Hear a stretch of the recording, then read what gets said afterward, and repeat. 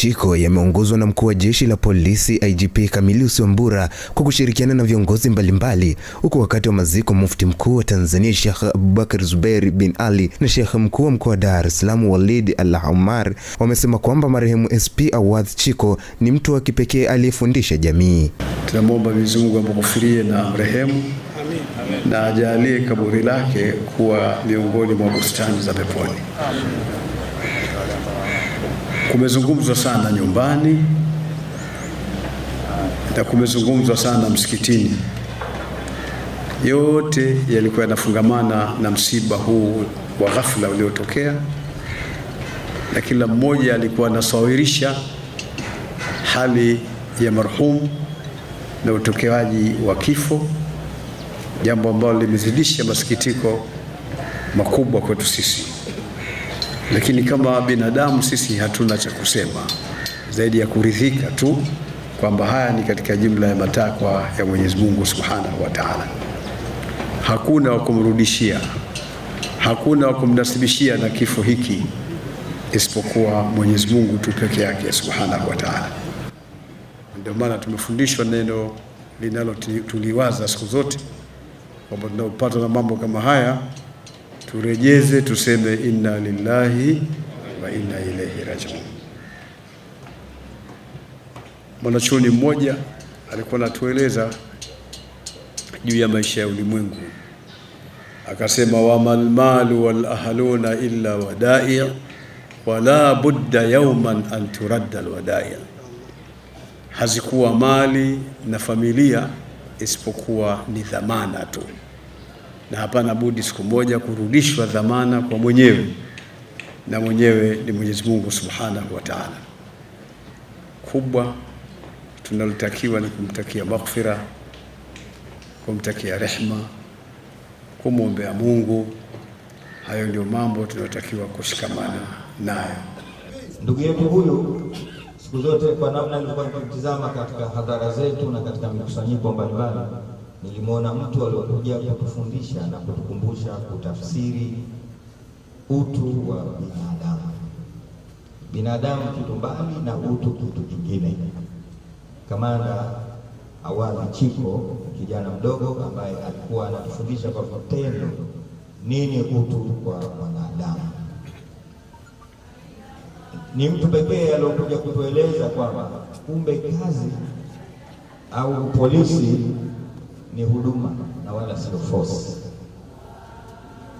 Aliyotufanya tukiwaona wakina kamanda Mwadhiro tuwakimbilie. Tafsiri tumeipata kwa bwana Awadh.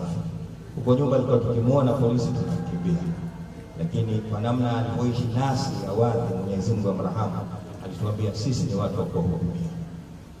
Kabla sijakuwa shekhi wa mkoa, ndugu yangu Athmani Chama, simama kidogo. Bwana huyo alinialika walima wa harusi wa mwanawe. Unaitwaje kule? Kule Chanika mbele kule. Zingiziwa. Alinialika na mimi nikakaa chini, nikawa nakwenda, nimekwenda Kidarueshi tu peke yangu.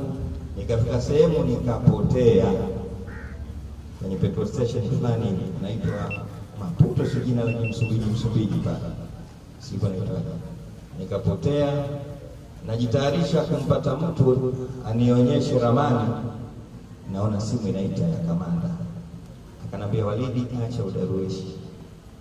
Hapo hapo ulipokaa simama na nitamleta mtu atakufikisha unapokwenda. Mungu amrahamu. Kwani uko wapi? Akamwambia, hiyo sio kazi yako, mimi ndo na haki ya kujua wewe uko wapi.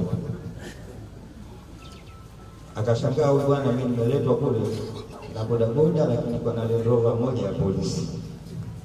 Akamwambia, wewe mtu mkubwa sana, lile na kufanalo na mimi. Kila nikimuona nimemuona mtu aliyokuja kufasiri upolisi ni huduma na wala sio force. Mara mwisho nilikutana naye Ikulu siku aliyokufa Sheikh Muhammad Idi.